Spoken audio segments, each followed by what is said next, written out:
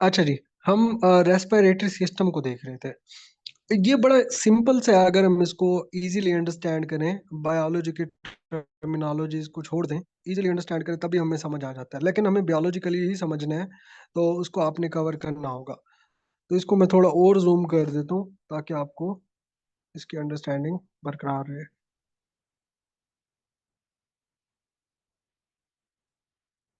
अच्छा, तो जैसे मैंने बताया था कि आप एयर ब्रीथ करते हो, इनहेल करते हो, उसमें ऑक्सीजन होता है। ये तो सिंपल है ना, आप ऑक्सीजन को इनहेल करते हो और जब आप एक्सहेल करते हो तो आप कार्बन डाइऑक्साइड को बाहर एक्सहेल कर रहे हो, तो ये तो सिंपल सा कंसेप्ट है।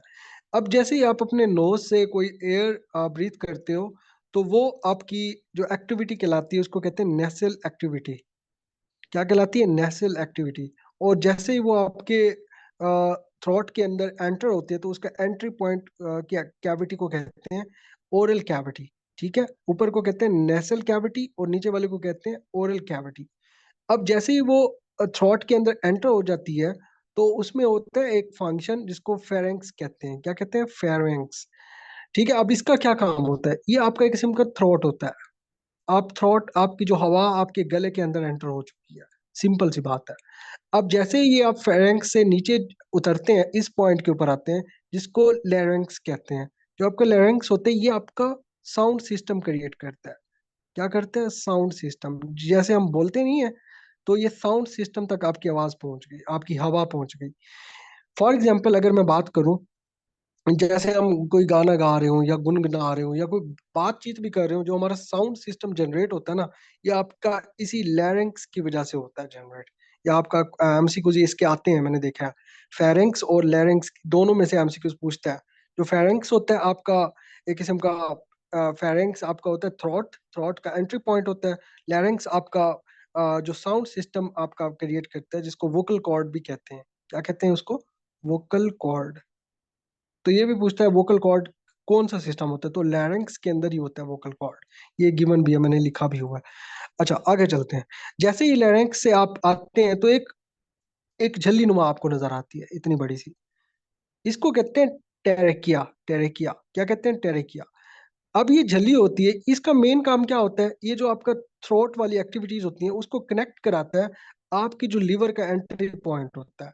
ट्रैकिया क्या कराता है? आपकी जो थ्रोटल एक्टिविटी होती है उसको कनेक्ट करवाता है आपके जो जो लंग्स की, जो सॉरी लीवर क्या गया, लंग्स की एक्टिविटी से आपको कनेक्ट करवाता है। ठीक है, सॉरी सॉरी, लंग्स मैं कहना था। तो इसका काम मेजर यही होता है।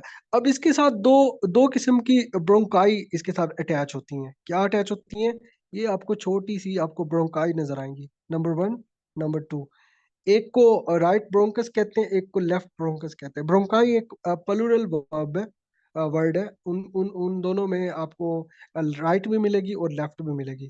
ठीक है, अब इसका काम क्या है ये मैं आपको बताता हूँ। अच्छा, ये अब एंट्री पॉइंट आपका हो जाता है आपकी लंग्स की तरफ। अब यहाँ पर क्या होता है आपकी, आप सांस जो लेते हो, फॉर एग्जांपल जब आप इनहेल करते हो, तो जो आपका ये लंग्स होता है, लंग्स ये आपका कॉन्ट्रैक्ट हो जाता है। क्या करता है? कॉन्ट्रैक्ट किया जाता है। जब आप सांस ले रहे होते हो, लंग आपका क्या कर जाता है? कॉन्ट्रैक्ट। और ये सांस का जो अमल होता है ये डाउनवर्ड होता है। ये तो एमसीक्यूज में ये चीजें पूछी जाती हैं। आपका जो इनहेल करते हो सांस, तो आपका जो सांस का अमल होता है वो डाउनवर्ड होता है। और आपका जो लंग्स होते हैं वो कॉन्ट्रैक्ट कर जाते हैं। इसी तरह जब आप एक्सहेल करते हो, बाहर की तरफ आप सांस लेते हो, बाहर की तरफ निकालते हो सांस को, वो आपका एक्सपैंड हो जाता है। आपका जो लंग्स होता है क्या कर जाता है? एक्सपैंड कर जाता है। एक्सपैंड करते हैं, अब ये होता है अपवर्ड एक्टिविटी। इस तरह के एमसीक्यूज आए हैं, ये मैं आपको बता दूं। ठीक है, और ये एक्टिविटी, ये कॉन्ट्रैक्शन, ये एक्सपेंशन, ये आपको आगे जाके समझ आएगी जब इसके फंक्शन हम पढ़ेंगे। अच्छा, इसको मजीद देखते हैं।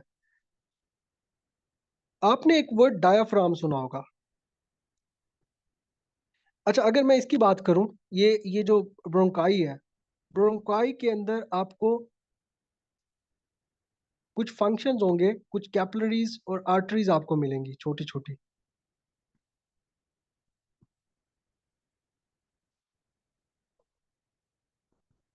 इनका काम बड़ा इंपॉर्टेंट है। ये पता है क्या करते हैं? इसके अंदर जो कैपिलरीज और आर्टरीज होती हैं, ये आपका जो गैस के एक्सचेंजेस होते हैं, गैस के एक्सचेंजेस। अब गैस के एक्सचेंजेस कौन से होते हैं वो मैं बता देता हूँ। आपकी दो किस्म की गैसेस होती है ना इसमें, एक कार्बन डाइऑक्साइड होती है और ये ऑक्सीजन होती है। इन दोनों का जो तबादला होता है वो इन्हीं ब्रोंकाई के अंदर होता है। और कौन करती है? ये कैपिलरीज और आर्टरीज मिलकर करती हैं।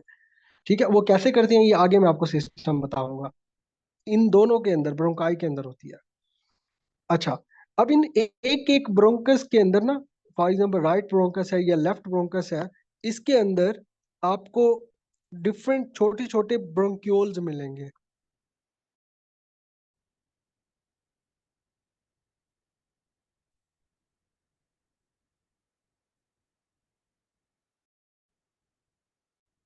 क्या मिलेंगे आपको? ब्रोंक्यूल्स।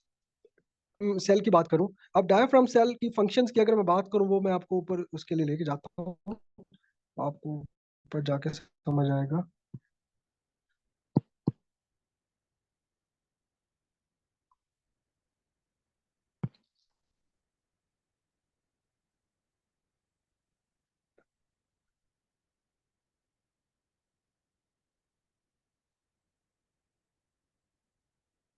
जो मैंने अभी कॉन्ट्रैक्शन और रिलैक्सेशन की बात की थी, आपके जो लंग्स की, वो कौन कराता है? आपका डायाफ्राम कराता है। ठीक है जी।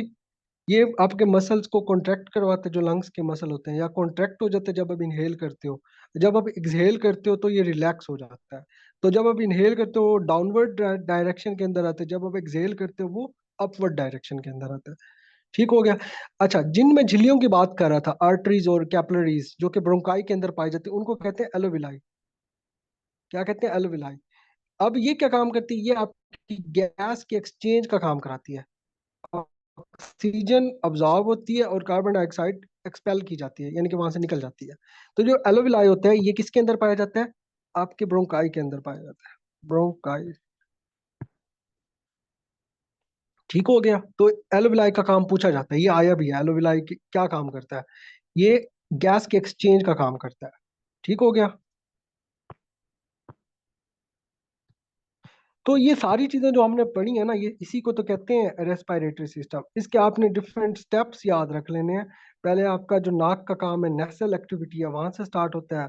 फिर आप फायरेंक्स से आते हैं, जो थ्रोट की एक्टिविटी होती है। फिर लैरिंक्स की तरफ आते हैं, जो जो कि आपका वॉइस बॉक्स होता है और आपकी जो साउंड सिस्टम क्रिएट करता है वो ये होता है। अच्छा, इसके बाद ट्रैकिया की बात की है। ट्रैकिया एक ट्यूब की तरह होता है जो कि एयर को कैरी करता है, आपकी जो साउंड सिस्टम जो जिसकी मैंने बात की थी वहां से लेकर ये आगे लेके जाते हैं ऑनवर्ड ब्रोंकाई की तरफ। और ब्रोंकाई के अंदर छोटे छोटे ब्रोंक्यूल्स होते हैं, और ब्रोंक्यूल्स के अंदर एलोविलाई पाए जाते हैं। और एलोविलाई क्या काम करते हैं? गैस की जो एक्सचेंजेस हो रही होती हैं उसका काम करते हैं। डायाफ्राम की जो मैंने बात की थी, ये एक डोम टाइप एक मसल होता है, यानी कि गुंबद की शक्ल का होता है। और ये कॉन्ट्रैक्शन और रिलैक्सेशन का काम करते हैं, जो पहले हमने बात की।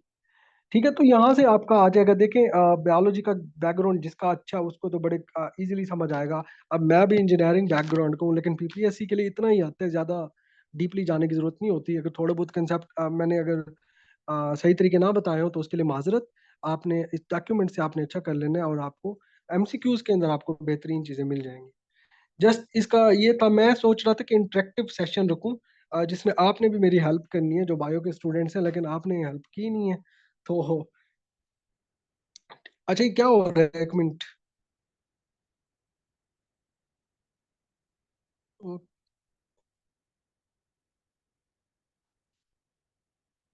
जी जी, बायो वालों को तो आ रही है, जो मैथ वाले बेचारे मेरे ख्याल में लीव कर गए हैं काफी लोग ना, उनको समझ ही नहीं आ रहे। ये होता है इशू थोड़ा बहुत ना।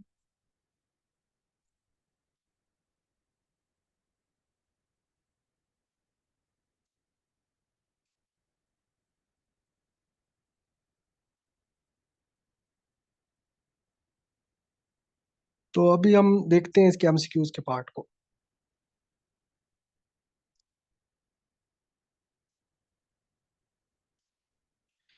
अच्छा, which chamber of the heart receives deoxygenated blood? ये तो कर लिया, एक मिनट, हमने जाना है।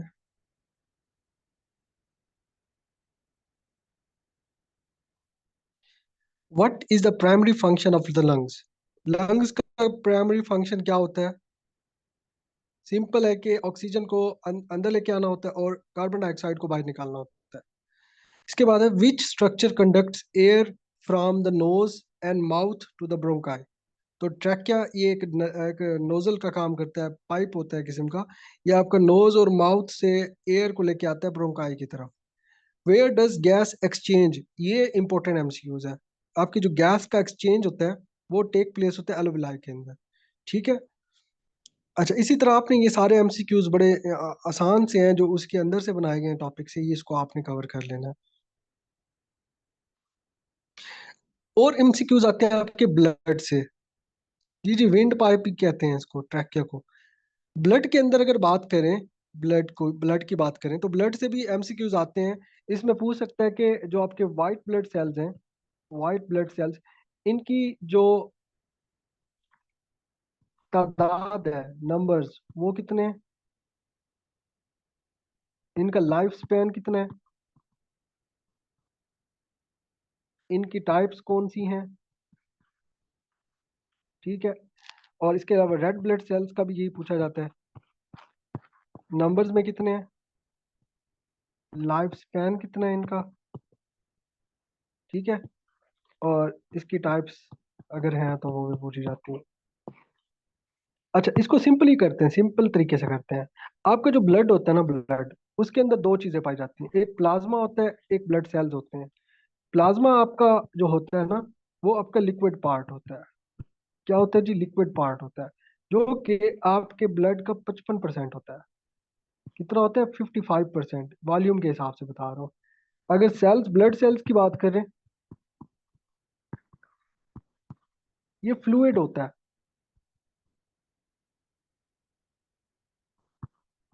और ये 45% होता है आपका, जो आपके ब्लड सेल्स होते हैं। एमसीक्यूज यहाँ से भी आप पूछ लेते हैं आपका। आगे चलते हैं जी। अब ये सारा लिखा हुआ है, कोई बता सकता है आपका जो ब्लड होता है उसके अंदर कितने परसेंट वाटर होता है? वाटर कितने परसेंट होता है? ये जल्दी से बताएं मुझे, बायो वाला।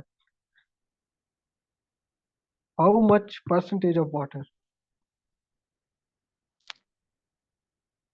90%।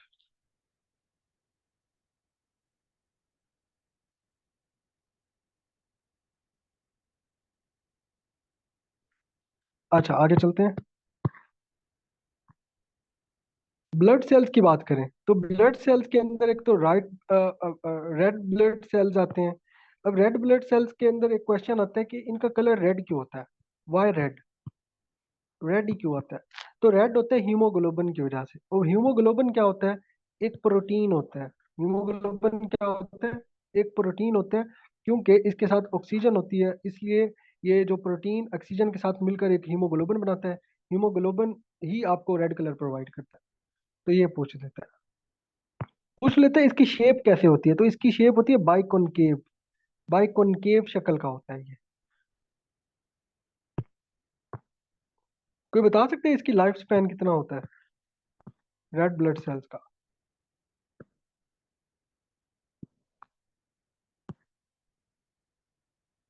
जी, 120 डेज।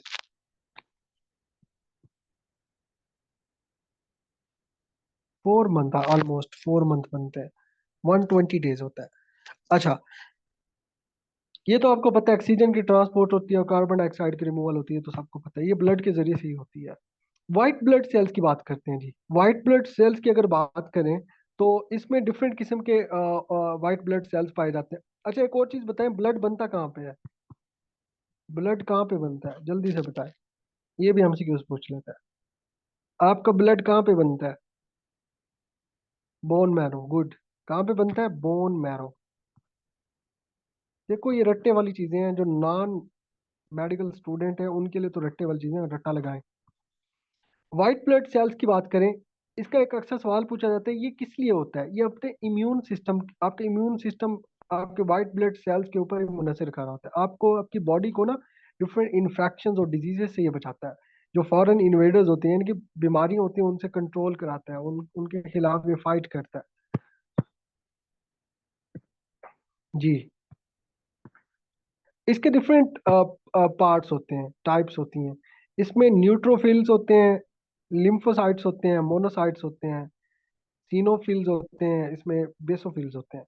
अब ये इसके अंदर आपने खुद देख लेना है, क्योंकि बायो का स्टूडेंट मैं भी नहीं हूँ। जैसे इसके नाम अगर आपको याद हो तो बेहतरीन काम चल जाएगा। प्लेटलेट्स की बात करते हैं। अच्छा, प्लेटलेट्स का दूसरा नाम क्या है? थ्रोम्बोसाइट्स। क्या है उसका नाम? थ्रोम्बोसाइट्स। अब ये जो प्लेटलेट्स होते हैं, अक्सर पूछ लेते हैं किस शेप के होते हैं। ये डिस्क शेप के होते हैं। किस शेप के होते हैं? डिस्क शेप के होते हैं। अब प्लेटलेट्स क्या करते हैं, काम क्या करते हैं? प्लेटलेट्स आपके जो रिपेयर करते हैं, आपके जो डैमेज ब्लड ब्लड वेसल्स होते हैं उनको क्या करते हैं? रिपेयर करते हैं। और जो आपके जख्म होते हैं उनको भरने में बड़े काम आते हैं प्लेटलेट्स आपके। ठीक हो गया। आपके जख्मों को भरने के लिए काम आते हैं। सिंपल समझ लें, जो ब्लड क्लॉटिंग होती है उसको भी ये रोकते हैं। Blood clotting.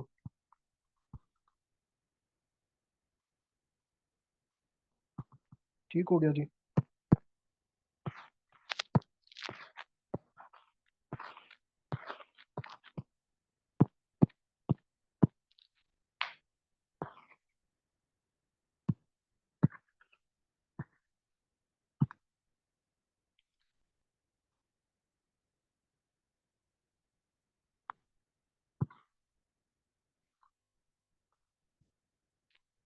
अच्छा, लाइफ स्पैन की बात करें अगर हम, तो अगर रेड ब्लड सेल्स की मैं लाइफ स्पैन की बात करूं, 120 डेज जैसे मैंने बताया। और हर 120 दिन के बाद नए ब्लड सेल्स आपके बनते हैं, यानी कि वो खत्म हो जाते हैं और नए आपके ब्लड सेल्स बनते हैं। और कोई बता सकता है कि जो आपकी जो रेड ब्लड सेल्स होते हैं वो कहाँ पर खत्म होते हैं? इनकी डेथ कहाँ पे होती है? आपके रेड ब्लड सेल्स की डेथ कहाँ पे होती है? गुड। कहाँ पे होती है? स्प्लीन में। तो ये भी एमसीक्यूज पूछ सकता है। पूछ लेते हैं कि graveyard of blood cells वो क्या है जी? स्प्लीन है। आप स्प्लीन भी one of the organs of the body है। मैं फिर से माजरत करता हूँ क्योंकि मेरी बायो नहीं थी। ये जस्ट आपके बीपीएससी के लिए ही प्रिपरेशन आपने करनी है। तो जितना मुझे लगा है कि मुझे आता है, उतना मैंने आपको बगैर किसी प्रिपरेशन के आपको मैंने बताया है। क्योंकि ये जेनेरिक सी चीज़ें होती हैं जो कि एक आम से इंसान को भी पता होनी चाहिए। और बदकिस्मती से हमने क्या डिवीजन क्रिएट की हुई है कि इंजीनियरिंग वाले बिल्कुल नहीं पढ़ेंगे। ठीक है, तो इसके लिए माजरत। आप जो चीज़ अगर मैंने गलत कोई बताई है तो आपने उसको करेक्ट कर लेनी है। ठीक है जी।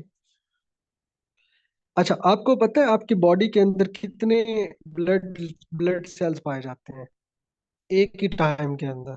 गिवन टाइम के अंदर कितने ब्लड सेल्स पाए जाते हैं? How many? ये एमसीक्यूज में पूछा था। 20 से 30 ट्रिलियन। ये बहुत बड़ा नंबर है। इतने ब्लड सेल्स आपके रेड ब्लड सेल्स होते हैं, जो कि टोटल ब्लड का 70% होते हैं। ठीक हो गया। ट्रिलियंस में होते हैं। गुड। तो 20 to 30 trillion red blood sales होते हैं, जो कि 70% ऑफ द बॉडी होते हैं। ये आपने देखना है। अगर मैं बात करूं आपके वाइट ब्लड सेल्स की, तो उसकी जो लाइफ स्पैन होता है वो 5 से 21 दिनों का होता है। ये एमसीक्यू में बहुत दफा पूछा गया है, बहुत ही ज्यादा दफा। और आपको एक बात बताऊं, इतनी मुश्किल जो हमने चीजें की हैं ना, इतनी मुश्किल आती नहीं है। मैंने इसलिए कराई है कि हु नोज कि कभी भी कुछ आ सकता है। आप फुल्ली प्रिपेयर्ड हो। आपके पास जो डॉक्यूमेंट मैं भेजू ना, उसके अंदर हर इंफॉर्मेशन आपके पास हो, ताकि आप एग्जाम में जाके वहां से चीजें आपकी रिकवर हो जाए। मैं नहीं चाहता कि आप सिंपल की चीजें ऊपर ऊपर से पढ़ के चले जाएं और अंदर की चीजें आ जाए आपको समझ ही ना आए। या जो नॉन मेडिकल के स्टूडेंट्स की बात कर रहा हूँ, तो इसलिए मैंने हर एक चीज ऐड की हुई है। अब ये जो टोटल मैंने 5 से 21 दिन बताए हुए हैं, ये तो टोटल आपके वाइट ब्लड सेल्स की लाइफ है। अगर इसके डिफरेंट अलग अलग पार्ट की बात करूं, जैसे न्यूट्रोफिल्स है, लिम्फोसाइट्स है, इनके अलग अलग लाइफ स्पैन है। फॉर एग्जांपल न्यूट्रोफिल्स की बात करूं तो इसके 1 या 2 दिन की जिंदगी होती है। इसी तरह अगर मैं बात करूं लिम्फोसाइट्स की, इसकी कुछ वीक्स या कुछ सालों तक भी रहते हैं। ये कोई लॉन्ग लास्टिंग है वाइट ब्लड सेल्स में से, लॉन्ग लास्टिंग आपके। ठीक हो गया। आपके जो टी सेल्स, बी सेल्स इसी के अंदर पाए जाते हैं।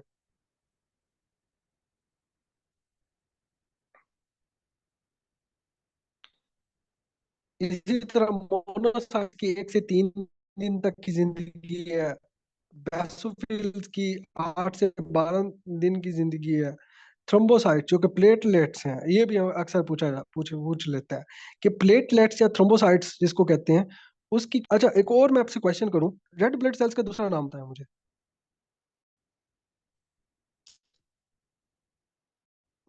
जल्दी से।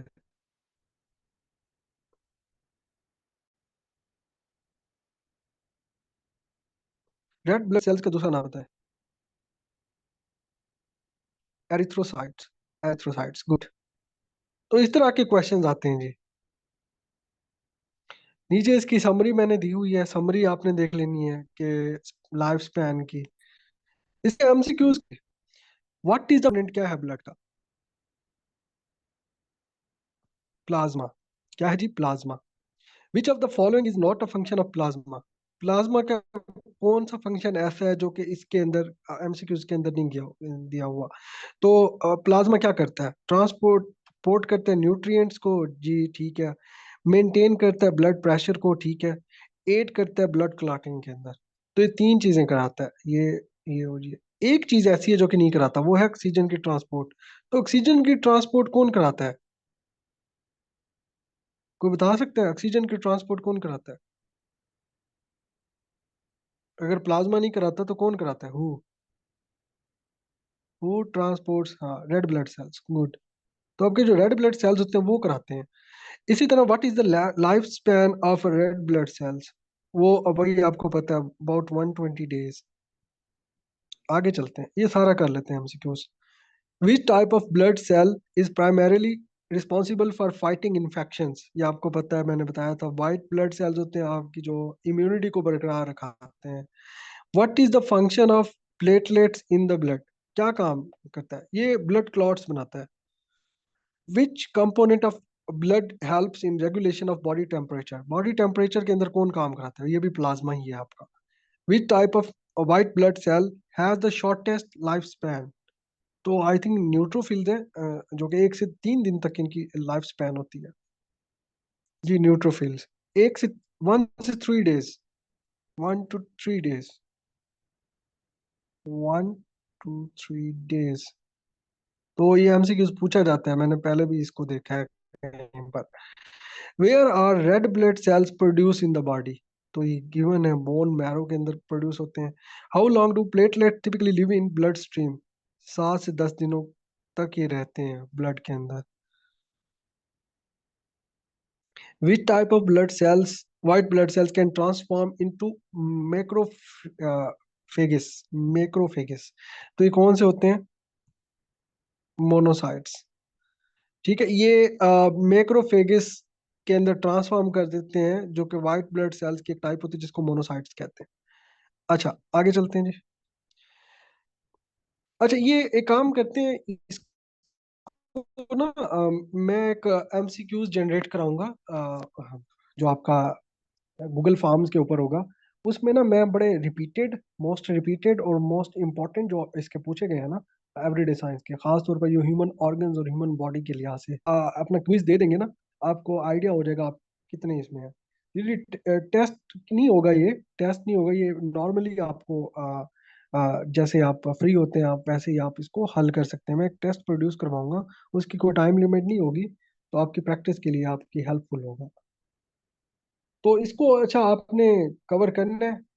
ये सारा आपको मैंने थोड़ा बहुत जो भी ओवरव्यू देना था आपको दे दिया है, क्योंकि इसके अलावा डीपली वो नहीं जाता पीपीएससी के अंदर, क्योंकि उसे पता होता है सारे बायो के बैकग्राउंड के नहीं होते सारे। कुछ इंजीनियर्स होते हैं, कुछ सिंपल बीए वाले भी होते हैं। अब बीए वाले मुझे लगता है भाग गए हैं। अब पहले 40 की तादाद में थे लोग, अभी 32 हैं। तो बीए वाले भाग गए हैं, जो नॉन मेडिकल वाले थे। लेकिन क्या है, करना पड़ता है। अब हमने भी किया था। अब देखो, सीएसएस के अंदर मैं आपको बताऊं, सीएसएस के अंदर जनरल साइंस होती है। जनरल साइंस के कुछ पोर्शंस होते हैं जिसमें आपकी केमिकल साइंस होते हैं, यानी कि केमिस्ट्री का पोर्शन होता है। फिजिकल साइंस होती है, इन्वायरमेंटल साइंस होती है, बायोलॉजिकल साइंस होती है, आईटी होती है, मैथमेटिक्स होती है। ये एक 100 नंबर का सब्जेक्ट है, इसके अंदर सारी चीजें पढ़नी पड़ती हैं। तो अगर कोई इंजीनियर है या नॉन मेडिकल का स्टूडेंट है, उसको ये सारी पढ़नी पड़ेंगी जो भी हमने डिस्कस किया है। ठीक है, तो इन चीजों को आपने कवर करना है।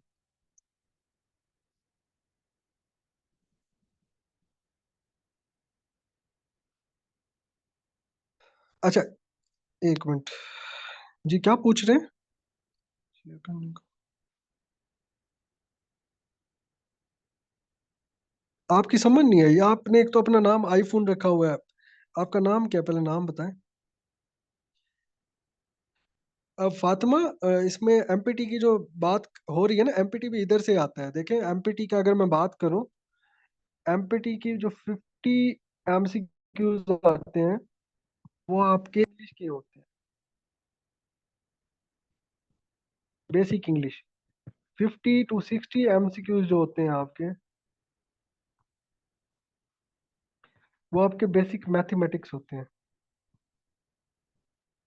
Basic maths. इसके अलावा फिर बात की बात करूं तो पाक अफेयर, इस्लामिक स्टडीज जो हमने पढ़ी है, करंट अफेयर्स के कुछ आ जाते हैं, उर्दू के कुछ आ जाते हैं, और कुछ कंप्यूटर के आ जाते हैं। तो इस तरह से आता है एमपीटी भी। एमपीटी कोई ऊपर से नहीं आता, बिल्कुल सेम ही होता है। तो यहाँ से अगर अच्छे से कर लें तो आपकी तैयारी इसकी भी हो जाएगी, एमपीटी की।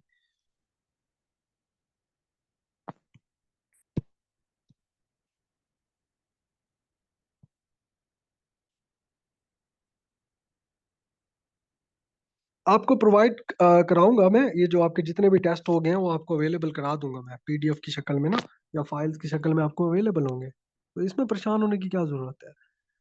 जस्ट आपने अंडरस्टैंड करना है। जैसे ये आज वाला टॉपिक बहुत ही टेक्निकल, बहुत ही टिपिकल था, जो कि एक एक बायो के टीचर को पढ़ाना चाहिए जिसको टेक्निकलिटीज का पता है। लेकिन क्योंकि हमारे पास टाइम नहीं है, शॉर्टेज ऑफ टाइम है, और ये मैंने अपने एक्सपीरियंस ही आपको पढ़ाया है, जो कि मैंने अंडरस्टैंड की हैं चीज़ें, जितनी मुझे अंडरस्टैंड हुई है मैंने let let you understand this things. और आपको जितनी कोशिश किया मैंने पढ़ाने की। ठीक है, तो आपने इसको दोबारा से कवर करना है, इसको पढ़ना है, आपको समझ आ जाएगी। ज़्यादा मुश्किल नहीं मैंने लिखा हुआ है इसके अंदर, इतनी भी ज़्यादा एक्सप्लेनेशन नहीं दी हुई, आपको बोर नहीं करेगा। और आपको फिगर्स के अंदर ही सारी चीज़ें समझ आ जाएंगी। जस्ट इतना देखना है कि किसी भी ऑर्गन के पार्ट कौन से हैं, उनके नाम क्या हैं, उनके फंक्शंस क्या हैं, और ज़्यादा जाने की ज़रूरत नहीं है आगे।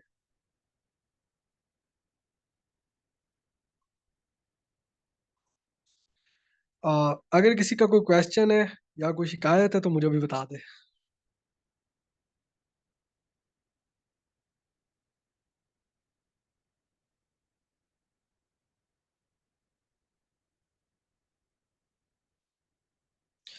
जी, ये जो पेपर है ना आपका, एसएनजीएडी का, अक्टूबर में होना है।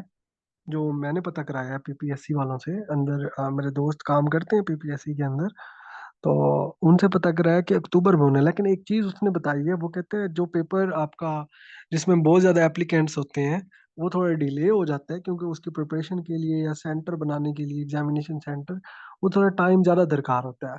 क्योंकि आपको पता है बहुत ज़्यादा ह्यूमन रिसोर्स को इकट्ठा करना, उनको उनके पेपर लेना, एक उनकी वैल्यूएशन करना, वो एक बड़ा टिपिकल टास्क होता है। तो उसके लिए थोड़ा वो टाइम एक्सटेंड भी हो सकता है। हो सकता है कि आपके नवंबर में हो जाए, नवंबर में हो सकते हैं, दिसंबर तक भी जा सकते हैं, मैं आपको ये आइडिया दे रहा हूँ। तो you have a good opportunity, you have a good time to cover the topics in detail. आप अलग अलग सब्जेक्ट के बैठ के कवर करें। तो मैं आपको गारंटी करता हूँ, आपके अगर दिसंबर तक हो गए तो आपको मजीद फायदा मिल जाएगा, क्योंकि जिसने अगर नहीं किया हुआ अच्छे से, उसका और ज्यादा अच्छा हो जाएगा। जी, सिक्योर सना, आपने क्या करना है सिक्योरिटी को? आपने कोई नकल मारनी है? जी जी, फुल मॉक टेस्ट होंगे आपके, हर एक सब्जेक्ट के अलहदा से फुल मॉक टेस्ट होंगे, वीकली बेसिस पर लूंगा। यानी कि एक वीक पूरा तैयारी कराऊंगा आपसे एक सब्जेक्ट की, उसके एंड में एक पेपर ले लेंगे बड़ा, 100 एमसीक्यूज का, उसमें हर चीज़ ऐड करूंगा मैं। इसी तरह फॉर एग्जाम्पल 7 अ, आपके सब्जेक्ट हैं, तो 7 आपके मेगा टेस्ट होंगे, हर एक सब्जेक्ट का अलग से टेस्ट होगा। तो ये प्लान मैंने किया हुआ है। तो चेकिंग देखे ना सर ना, चेकिंग बुरी क्या होती है? चेकिंग बुरी नहीं होती। चेकिंग तो वही है, क्राइटेरिया 0.25 आपके नंबर कटते हैं आपकी नेगेटिव मार्किंग के। तो इसके अलावा तो चेकिंग का और क्राइटेरिया कोई नहीं है इसमें। ये नहीं देखते कौन लायक है कौन ना लायक है। जिसका तुक्का लग जाता है वो उसको मिल जाते हैं नंबर, जिसका नहीं लगता उसको नहीं मिलते। आपने अच्छे से पढ़ना, देखें इन चीज़ों में ना पढ़ें कि कैसे चेकिंग होगी, कितने बंदे हैं, 1 लाख से ज़्यादा एप्लीकेंट्स आ गए हैं, मेरा होगा या नहीं होगा। देखें, you have to get 1 seat, और आपने उस एक सीट को देखना है, दूसरी की सीटों पर नजर नहीं मारनी, वरना अपने भी खो बैठता है बंदा। एक सीट लेनी है, आपका टारगेट एक सीट है, और एक सीट आपको काफ़ी आई थिंक सो। आप एक सीट जब ले लेंगे आपको दूसरों की सीटों की तरफ देखने की जरा भी जरूरत नहीं पड़ेगी। तो आप ये टारगेट रखें कि I have to get 1 seat, irrespective of how many people have applied for this job। आपने ये नहीं देखना कि कितने लोगों ने ज्वाइन किया, अप्लाई किया हुआ है। आपने ये देखना है कि मैंने ये हासिल करनी है। इस जज्बे से जाएंगे ना। मैं आपको एक एग्जांपल देता हूँ, एक मैं आपको अपना एक्सपीरियंस बताता हूँ जाते जाते ना। तो देखें, एआरसी की जॉब्स आई थी, असिस्टेंट रजिस्ट्रार कोऑपरेटिव सोसाइटीज की, 17 स्केल के ऊपर। अब आपको एक बात बताऊं, 16 सीट्स थी, 16 सीट्स थी, और इसके लिए अप्लायर कोई 50 से 60 हजार था। ठीक हो गया। अब उस 50 से 60 हजार में से पेपर भी हो गया, मैं भी उसमें शामिल था। इन 16 सीटों के लिए कितने बंदे थे? इतने। अब इसके ऊपर पास कितने हुए? 900 बंदा पास हुआ। 900 बंदों का क्या हुआ? इंटरव्यू। 900 बंदों का इंटरव्यू चला, उसमें साइकोलॉजिकल भी था। ये 17 स्केल में साइकोलॉजिकल भी होता है, आपका नहीं होगा। फिर उसका इंटरव्यू भी चला। अब साइकोलॉजिकल में भी इन्होंने पास फेल करना था, या मेरे ख्याल में नहीं किया, साइकोलॉजिकल में भी नहीं किया, सारे पास थे 900 के 900 बंदा। फिर सारों का इंटरव्यू हुआ, 900 बंदों का। अब इस इंटरव्यू में कितनी सीटें थी? 16 सीटें मिलनी थी। अब आप ये बिलीव करें, मैंने सोचा भी नहीं था मुझे मिल जाएगी। मुझे इन 900 बंदों ने इंटरव्यू दिया, उन 900 बंदों में से 16 बंदों को मिली। उन 16 में से मेरा 14वां नंबर था। मैं आपको रिजल्ट कार्ड आपको शायद शेयर किया था मैंने अपना। तो 14 पोजीशन थी मेरी इसमें। तो खुद सोचे अल्लाह ताला आपको कैसे लेके जाता है। जी, इंटरव्यू इंग्लिश में हुआ था। 17वें स्केल का इंग्लिश में होता है, लेकिन आपके जो 16वें स्केल के, वो आपको उर्दू बाईलिंगुअल हो जाता है। उर्दू में भी हो सकता है, इंग्लिश में भी हो सकता है, यानी कि दोनों जुबानों में आपसे लिया जा सकता है। लेकिन इजी होता है, बाईलिंगुअल होता है। यानी कि आपसे उर्दू में भी क्वेश्चन करते हैं, इंग्लिश में भी कर सकते हैं। जिस लैंग्वेज में आपको वो क्वेश्चन पूछे, आपने उसी लैंग्वेज में जवाब देना है। तो इतना देखो बड़ा प्रोसेस मैंने आपको बताया कि अल्लाह ताला ने जब रिस्क लिख दिया ना, तो इन 16 सीटों के ऊपर भी आपको दे सकता है, चाहे वो 50-60 हजार बंदों ने भी पेपर दिया हो। उन बंदों में से आपको 900 में भी लेके आ सकते हैं अल्लाह ताला। 900 की इंटरव्यू के बाद आपको 16 बंदों के अंदर भी लेके आ सकता है। तो इतना मैं आपको बता दूं। तो आपको बिलीव करना पड़ेगा चीज़ों के ऊपर, चीज़ों को लेके चलना पड़ेगा। मैं आपको यकीन दिलाता हूँ, मैंने अलग से कभी कभी अलग से बैठ के एमसीक्यूज की तैयारी कभी नहीं की। मैं आपको ये बता दूं, मेरा ये ट्रिक होती है। मैं एमसीक्यूज नहीं पढ़ता, मैं पढ़ता हूँ थ्योरी। थ्योरी कैसे पढ़ता हूँ? थ्योरी अलग सब्जेक्ट वाइज पढ़ता हूँ, सब्जेक्ट वाइज। अब वो कैसे? फॉर एग्जांपल इस्लामियत है, इस्लामियत को मैं डिटेल में पढ़ लेता हूँ। उर्दू है, उर्दू की जो मेजर ग्रामर है उसको डिटेल में पढ़ लेता हूँ। इंग्लिश है, इंग्लिश की बेसिक ग्रामर मुझे आती है, और इसकी जो बेसिक वोकेबलरी है वो भी आ जाती है। इसी तरह पाक अफेयर मेरी बड़ी डिटेल में पढ़ी हुई है, हिस्ट्री भी मेरी डिटेल में पढ़ी हुई है। तो इन डिटेल से ही मेरे एमसीक्यूज निकल जाते हैं। मैथमेटिक्स में इंजीनियर हूँ, तो वो मुझे मेरा वहां से निकल जाता है। तो मैं इसकी अगर बात करूँ एमसीक्यूज की, मैंने अलग से बैठ के कभी एमसीक्यूज की बुक्स वगैरह नहीं ली। मैंने जस्ट थ्योरेटिकल बुक्स पढ़ी हैं, थ्योरेटिकल बुक से ही मेरा ये कवर हुआ है। और मैं आपको बताऊं, मेरे जो कस्टम इंस्पेक्टर की सीट थी, उसमें 2 किस्म के पेपर होते हैं। पहले आपको एमसीक्यूज टाइप पेपर देना पड़ता है। तो उसमें अगर मैं बात करूं मेरे मार्क्स की, तो मेरे 92 मार्क्स थे 100 में से। आप खुद बिलीव करें, 100 में से। और मैंने कभी एमसीक्यूज की बुक नहीं पढ़ी, मैंने जस्ट थ्योरेटिकल बुक्स पढ़ी हैं। आप कोई मानेगा कि थ्योरेटिकल बुक से आप कितने नंबर आ सकते हैं? Do you believe? कोई बिलीव नहीं करेगा, लेकिन क्यों? क्योंकि थ्योरेटिकल में फायदा क्या होता है? आपकी बेस अच्छी हो जाती है, आप रट्टा नहीं लगाते, आपके कंसेप्ट क्लियर होते हैं। जब आपके कंसेप्ट क्लियर होते हैं, तो ये एमसीक्यूज कुछ भी नहीं है आपके लिए। एमसीक्यूज कुछ भी नहीं है आपके लिए, आपके सामने बड़ी छोटी चीज है एमसीक्यूज। आपको किसी भी दुनिया के एमसीक्यूज आ जाए, because you have cleared your concept, तो जब आपके कंसेप्ट क्लियर होते हैं तो एमसीक्यूज आपके सामने एक बोने नहीं होते, बोने बोने टाइप लग रहे होते हैं। तो इस तरह मैं आपको बता दूं, आपने इसी तरह चलना है लेके चीज़ों को, और इसको कवर करना है। अगर आप लॉन्ग टाइम के लिए, जिसकी एज कम है, जो कि परेशान नहीं है, अभी अभी टाइम है उनके पास, तो मैं तो उनको ये मशवरा दूंगा कि आप अभी से ही सब्जेक्ट वाइज तैयारी अगर स्टार्ट कर दें थ्योरेटिकल बेसिस के ऊपर, तो आपको बिलीव में आपको एमसीक्यूज की परेशानी कभी नहीं होगी, रट्टा नहीं लगाना पड़ेगा। हाँ, जो जनरल नॉलेज होता है उसमें थोड़ा आपको पढ़ना पड़ता है, आपको चीज़ों का पता हो।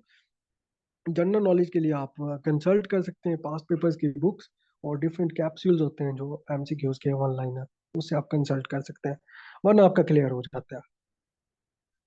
ठीक है जी। तो आपने इसको पढ़ना है अच्छे से।